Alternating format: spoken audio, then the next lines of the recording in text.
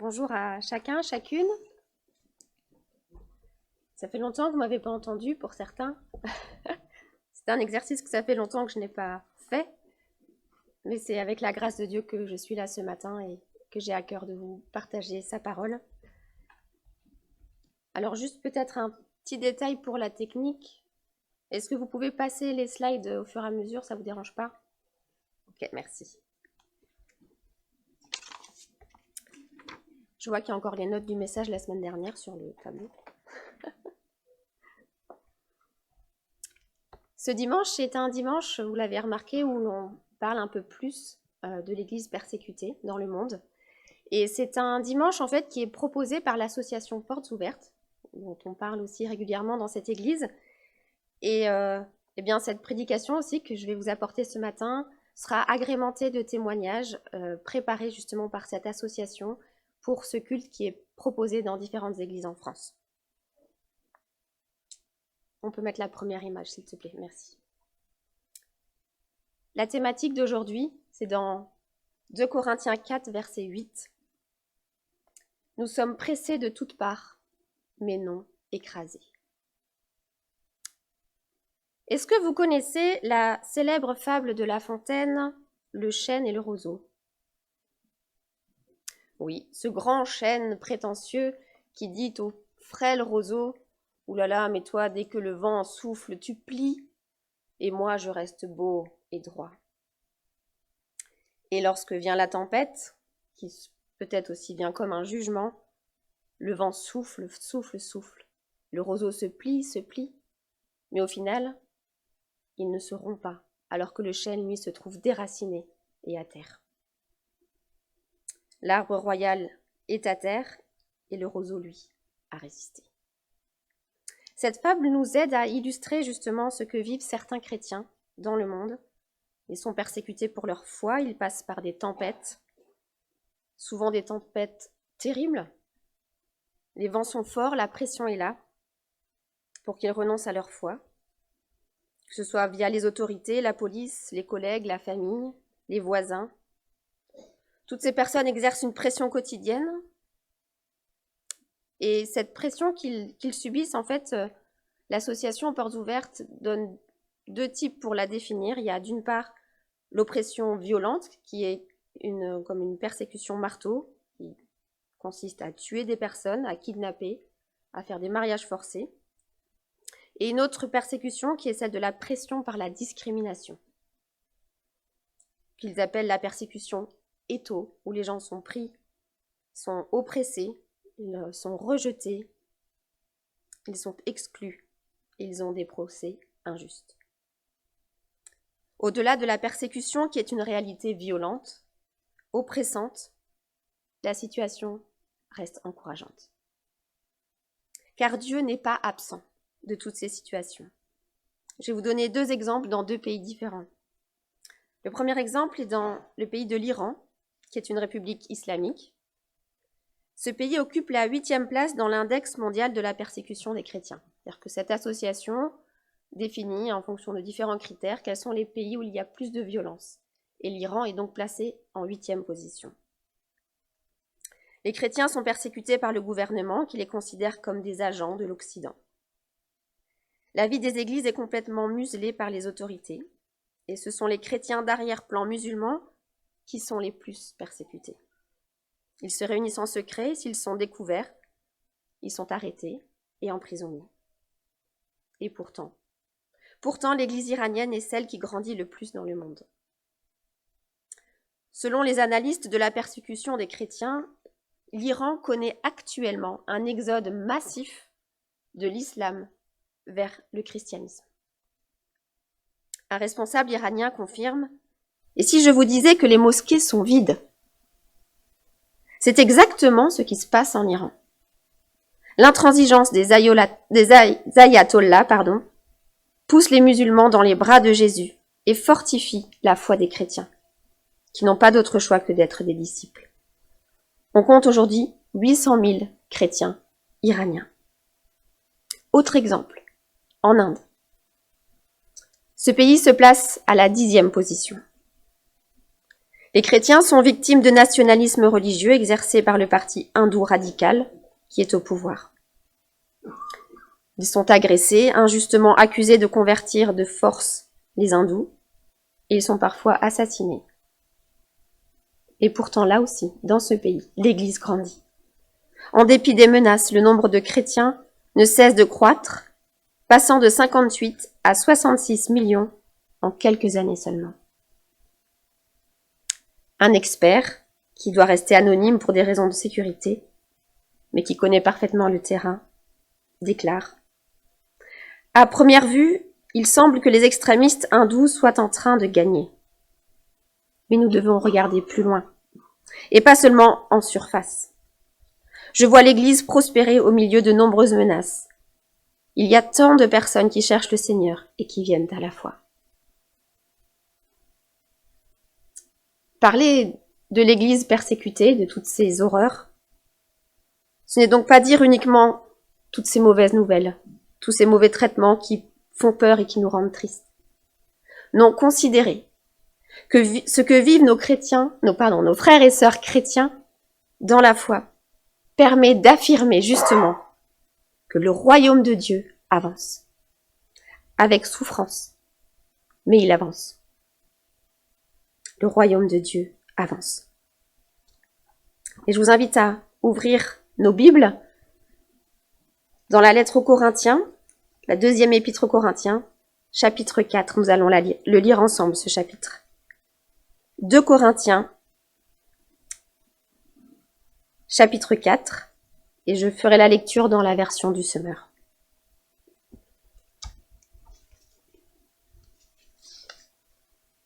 Ainsi, puisque tel est le ministère que Dieu nous a confié dans sa bonté, nous ne perdons pas courage.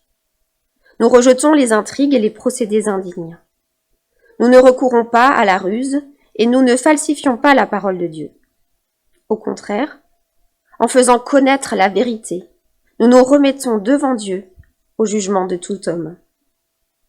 Et si notre évangile demeure voilé, il ne l'est que pour ceux qui vont à la perdition, pour les incrédules.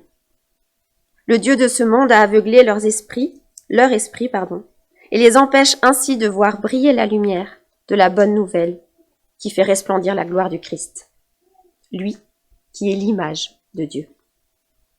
Ce n'est pas nous-mêmes que nous mettons en avant dans notre prédication, c'est le Seigneur Jésus-Christ. Nous-mêmes, nous sommes vos serviteurs à cause de Jésus.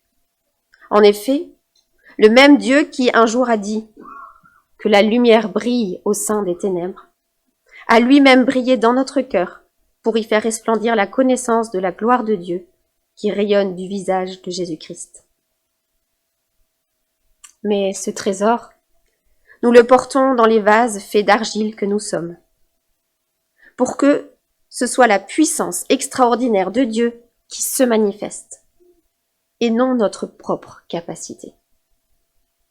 Ainsi, nous sommes accablés par toutes sortes de détresse, et cependant jamais écrasés. Nous sommes désemparés, mais non désespérés, persécutés, mais non abandonnés, terrassés, mais non pas anéantis. Oui, nous portons toujours et en tout lieu dans notre corps la mort de Jésus, afin que la vie de Jésus soit elle aussi rendue manifeste par notre corps. Car sans cesse, nous qui vivons, nous sommes exposés à la mort à cause de Jésus, afin que la vie de Jésus soit aussi rendue manifeste par notre corps mortel. Ainsi, la mort fait son œuvre en nous, et la vie en nous. Nous sommes animés de ce même esprit de foi dont il est question dans cette parole de l'Écriture. J'ai cru, voilà pourquoi j'ai parlé.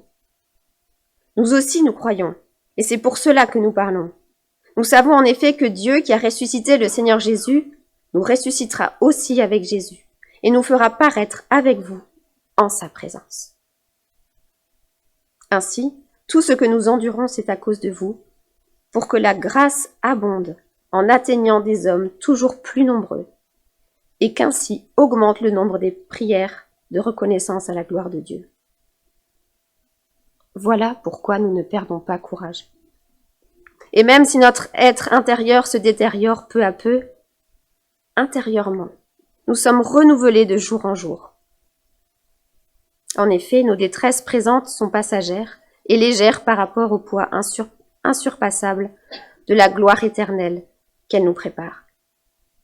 Et nous ne portons pas notre attention sur les choses visibles, mais sur les réalités encore invisibles.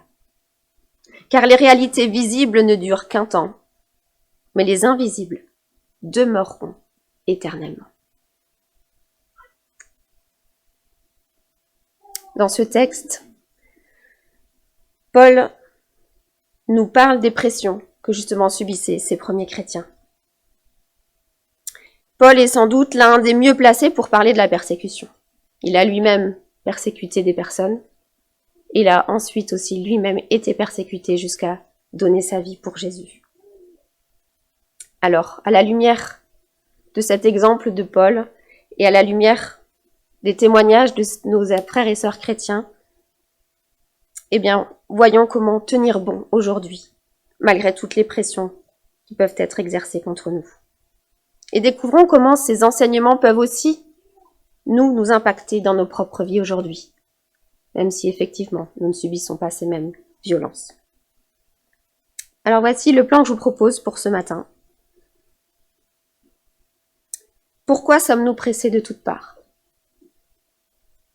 Parce que nous détenons un trésor, parce que nous sommes fragiles. Pourquoi ne sommes-nous pas écrasés? Eh bien parce que nous sommes des instruments entre les mains de Dieu et parce que nous portons notre attention sur une réalité éternelle. Pourquoi sommes-nous pressés de toutes parts? Pourquoi ces atrocités? Première réponse, une première partie de réponse, parce que nous détenons un trésor. Un trésor. Paul considérait que l'évangile de la gloire de Christ est un trésor, bien plus important que tout ce qu'il avait pu connaître auparavant. Et dans la lettre aux Philippiens, il leur dira même « Je considère même tout comme une perte, à cause du bien suprême qu'est la connaissance de Jésus-Christ mon Seigneur.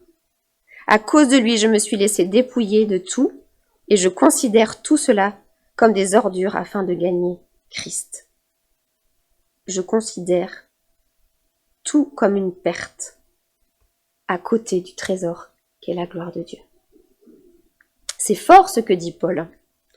Il a saisi, vécu et compris de l'intérieur que connaître Jésus, c'est le plus beau des trésors.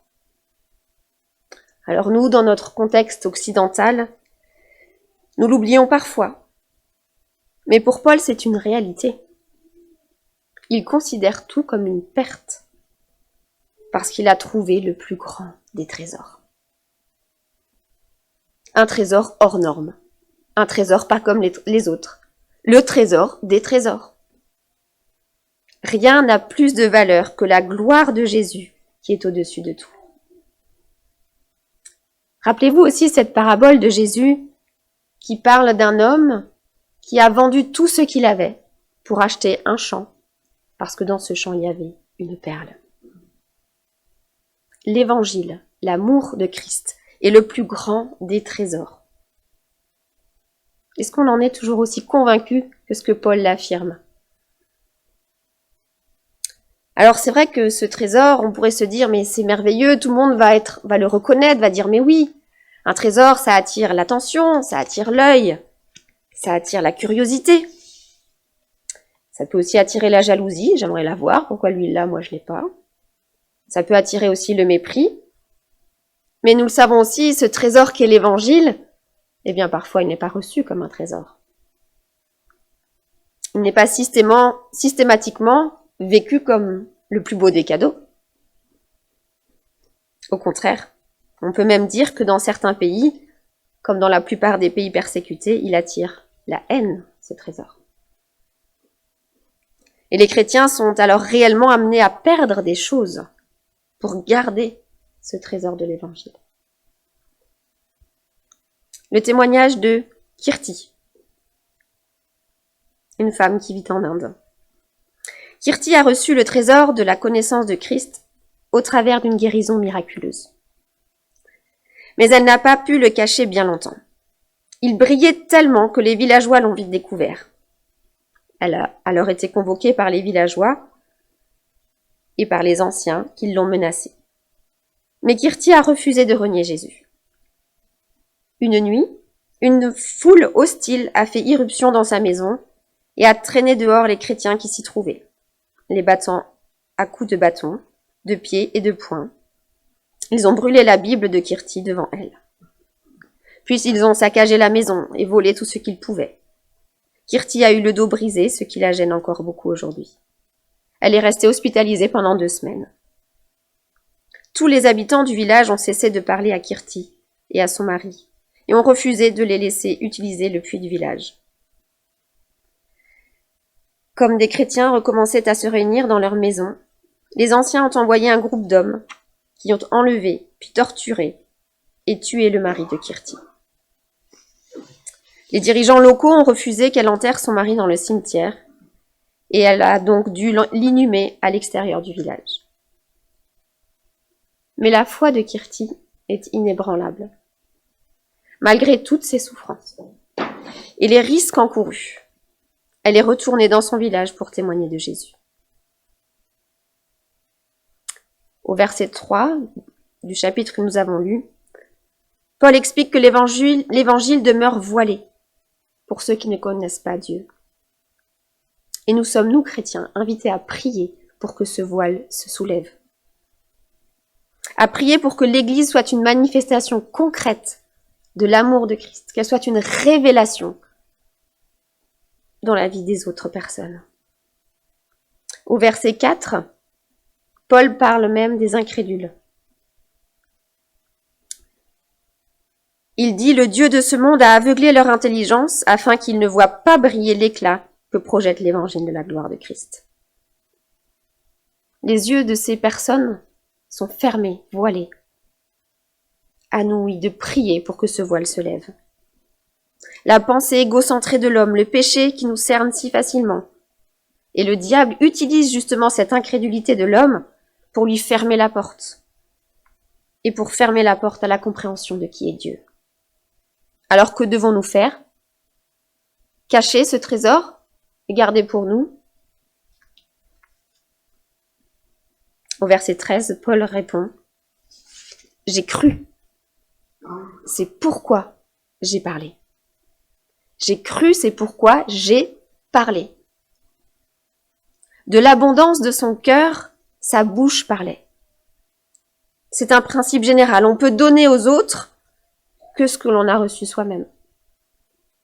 S'il y a de la lumière dans nos cœurs, alors il y en aura sûrement autour de nous. Parfois, nous pouvons avoir peur, nous pouvons être tentés d'enterrer notre trésor de l'Évangile. Oui, c'est un trésor, mais bon...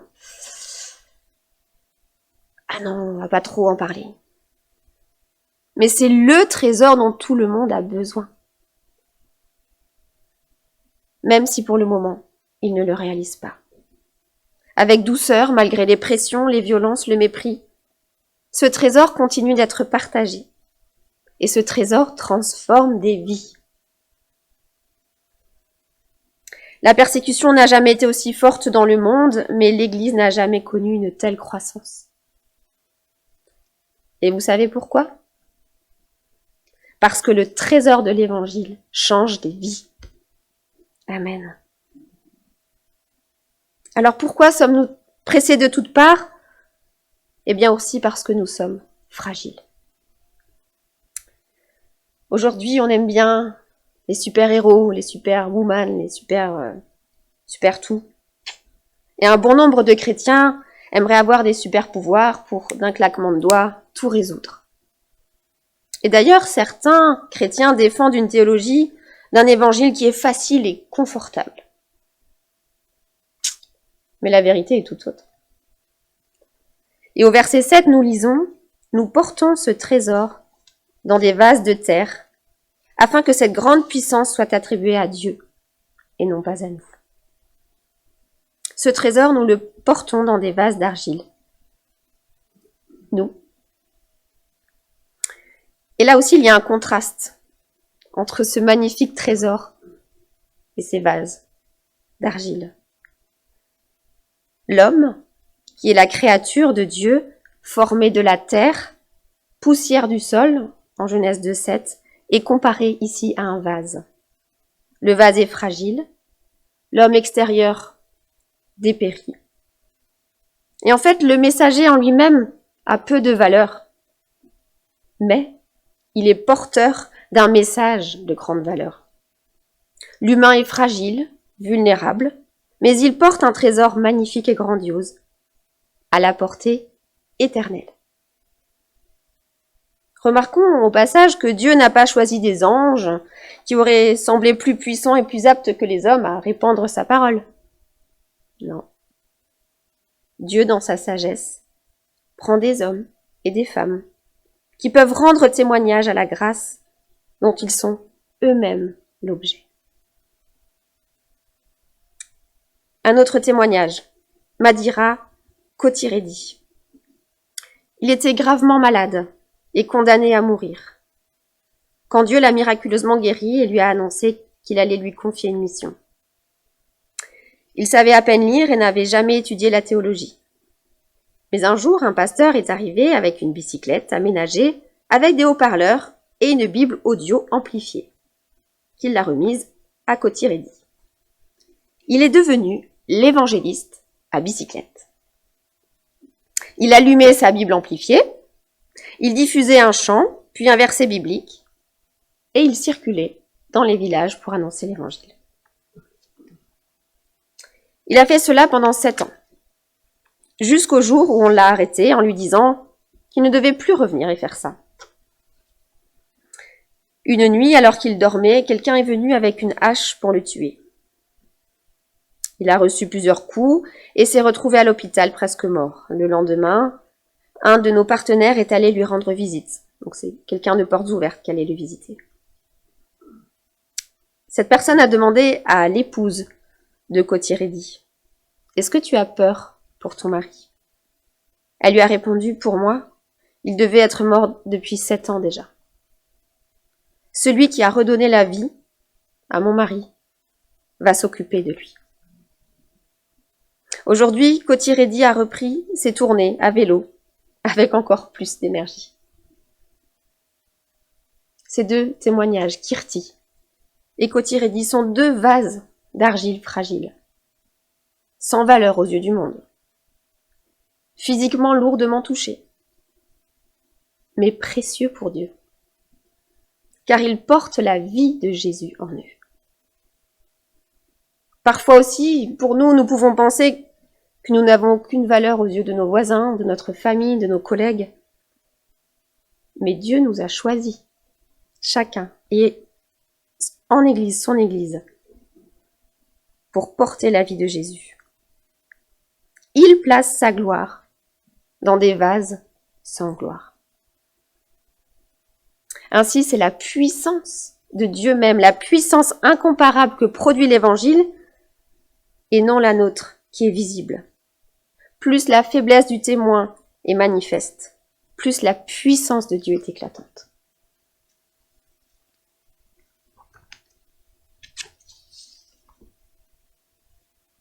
Alors nous sommes, oui, pressés. Mais deuxième question pour nous ce matin, nous sommes oppressés, mais pourquoi nous ne sommes pas écrasés ? Une des premières réponses, c'est parce que nous sommes des instruments entre les mains de Dieu. Et c'est Dieu qui tient l'histoire dans ses mains. Est-il nécessaire de rappeler avec cette image du vase que c'est le potier qui le tient dans ses mains et c'est le potier qui le façonne ? Certainement, en tant que vase, nous voyons notre fragilité et cela peut faire peur. Nous nous savons vulnérables, fragiles, et si la persécution nous frappe, elle nous effraie. Il serait vraiment bizarre, voire même pathologique, de dire que nous n'avons pas peur dans ces circonstances-là. Mais tout en reconnaissant notre fragilité, nos peurs car elles sont là, elles sont réelles, et elles sont normales. Nous voulons aussi rappeler tout à nouveau que Dieu est le divin potier, et que nous sommes dans ses mains. Paul, en tant que serviteur de Dieu, connaissait la tribulation, la persécution et l'abattement. Et pourtant, nous l'avons lu, il n'y a pas de désespoir en lui. Au verset 8 et 9, il affirme sa confiance en Dieu et il sait que son soutien est divin. On peut mettre la slide d'après, Jonathan, s'il te plaît. Dans ce texte, il y a un parallèle assez saisissant entre la situation de Paul et l'effet de la puissance de Dieu. Nous sommes pressés de toutes parts, mais non écrasés par la puissance de Dieu. Nous sommes inquiets, oui, mais non désespérés par la puissance de Dieu. Nous sommes persécutés, mais non abandonnés par l'effet de la puissance de Dieu. Nous sommes abattus, mais non anéantis par la puissance de Dieu. Notre vie est, on l'a rappelé ce matin, et demeure toujours en Christ. Le trésor de l'Évangile nous a donné la vie pour toujours, et même si quelqu'un voulait la stopper, cette vie, il ne le pourrait pas. Il ne le pourrait pas. Il est vrai que les épreuves sont parfois beaucoup plus que dures.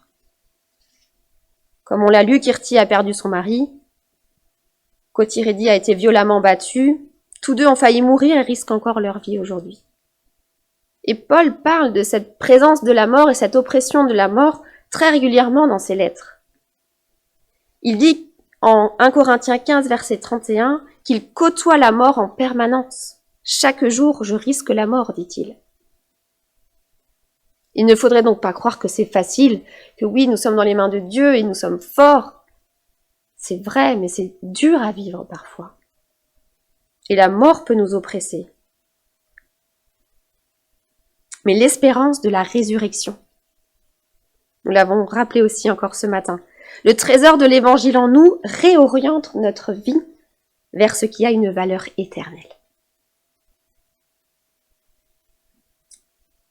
Alors même si ce trésor est dans des vases d'argile, eh bien justement il interpelle parce qu'il est dans un vase d'argile pour que toute la puissance de Dieu soit manifeste. Au 1er siècle, Paul paraissait méprisable, misérable, faible, de sorte que toute l'attention soit centrée sur le trésor qu'il contenait, le Christ. Certains se moquaient de lui, se moquaient du vase, certains ont essayé de le briser, de le casser, de l'écraser. Mais personne ne peut diminuer ou anéantir la vie de Christ. Personne. Et justement, d'autres personnes voyaient le trésor au travers des failles, des fissures, des brisures de Paul. Et ils découvraient Christ à leur tour.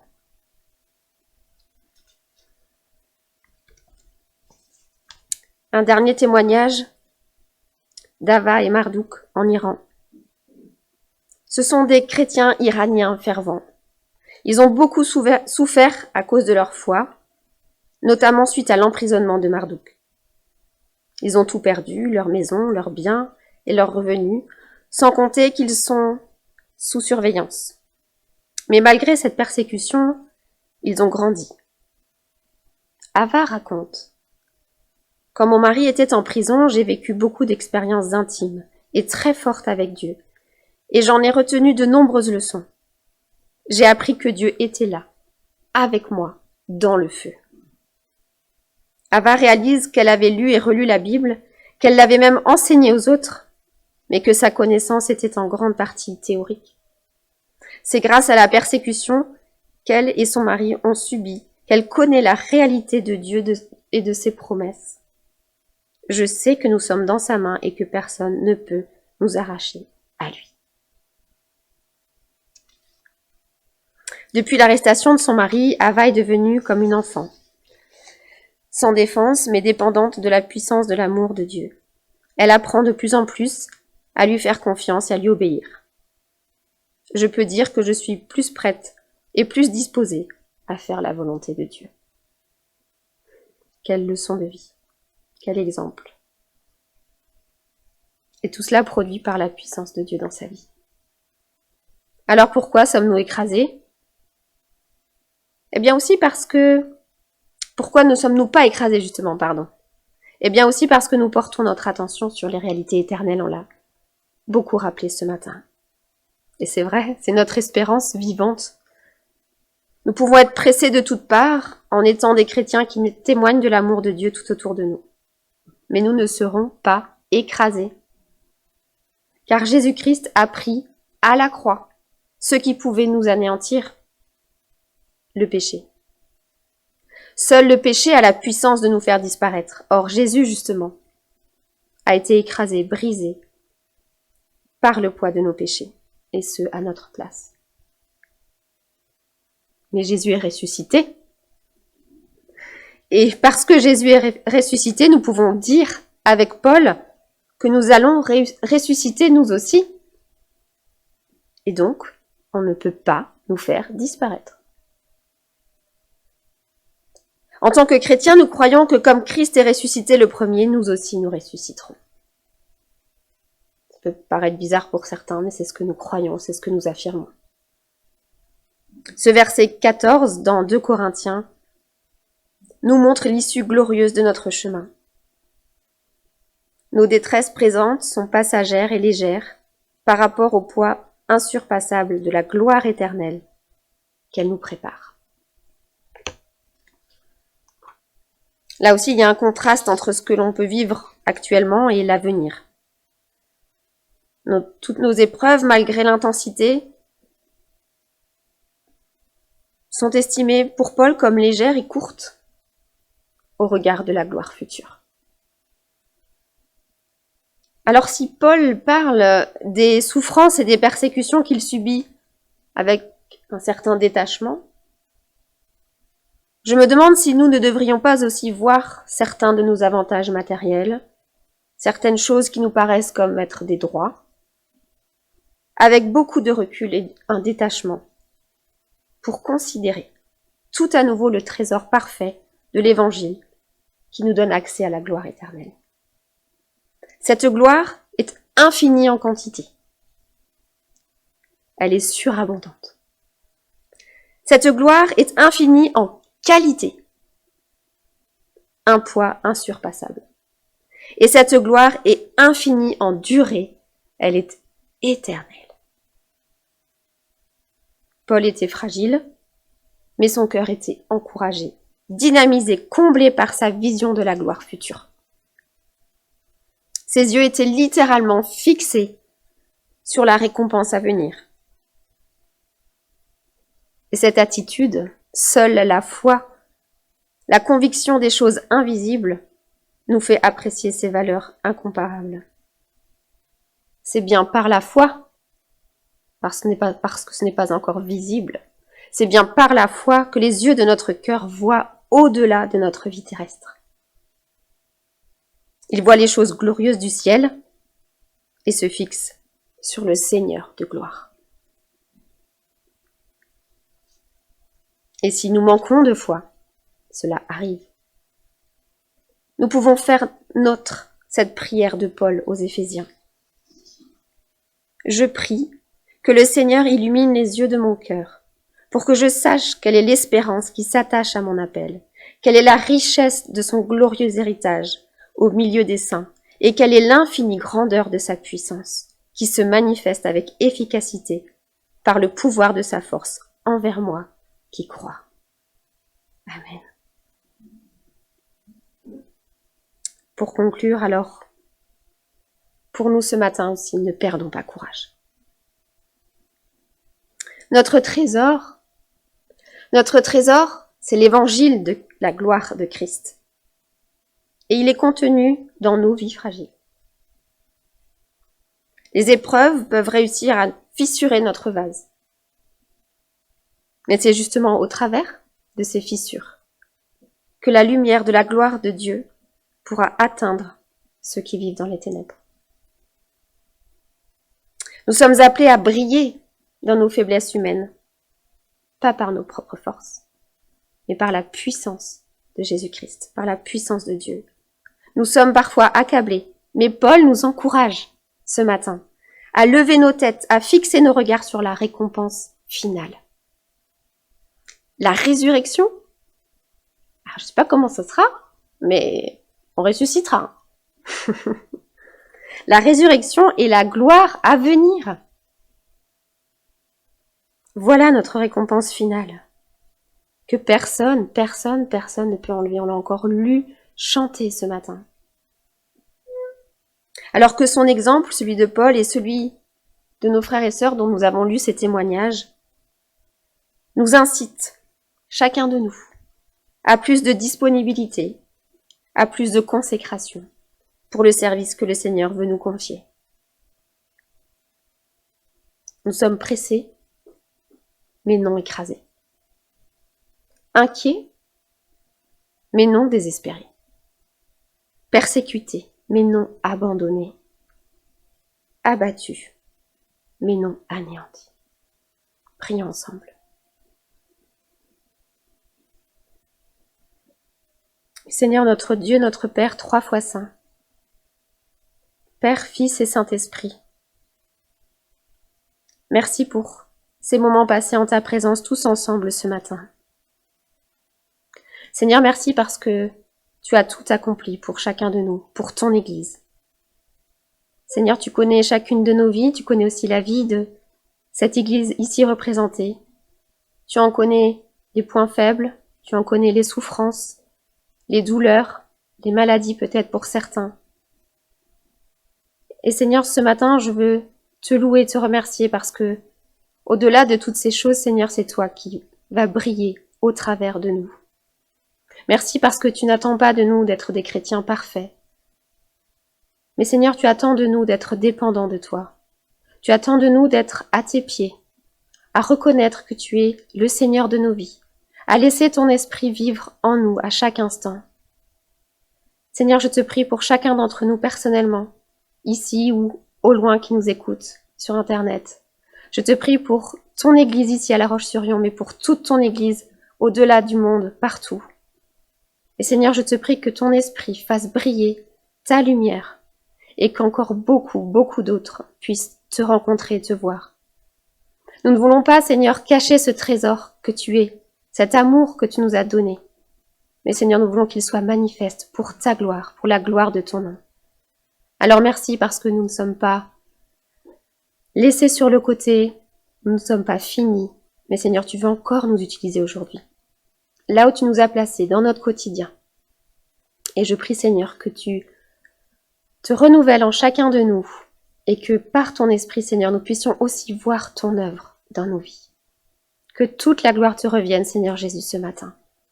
Amen.